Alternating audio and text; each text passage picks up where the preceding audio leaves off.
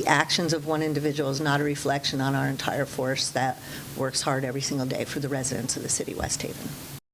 Well, this evening we are learning more about a West Haven police officer who's been accused of using excessive force while on duty. The police chief said he's taking immediate action as the investigation widens. Fox 61's Jamel Johnson shares what happened and what's next in this case. Richard Nacarado was the officer that West Haven police say used excessive force in an incident dating back to July. He's been on the force since 2021, but officials want West Haven to know his actions don't define the entire police department. Officers on scene reported to their superiors that the arresting officer may have used out-of-policy force.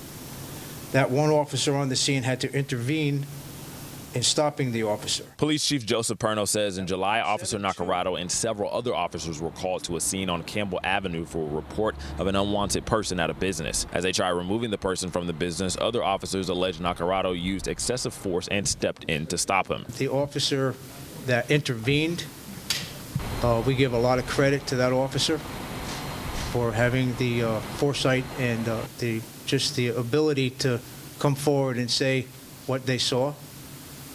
So it works. The system does work. Body camera footage was analyzed later by the department, and it determined Nacarado used excessive force, and what he did was outside of departmental training. Chief Perno clarified this is the only issue they've had with Nacarado in the field. It is incorporated into every little bit of training that we have, whether it be about use of force or about domestics. It is always brought into the training.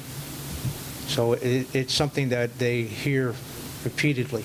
Chief Perno says Nacarado was put on administrative leave following the incident. An investigation is now being conducted by Connecticut State Police and the state's attorney, and an arrest warrant was served for second-degree assault. The department has now applied for Nacarado's decertification. Mayor Dorinda Boer says these incidents are why police accountability is important. And our chief has made it very clear that these type of actions won't be tolerated. They'll be addressed, and if anybody's witness to these type of actions, that they need to come forward.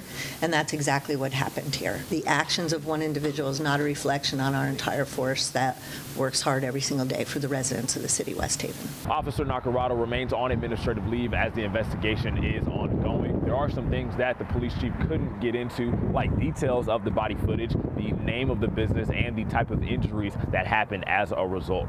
Once that information is released, we'll have it on fox61.com. In West Haven, Jamel Johnson, Fox 61.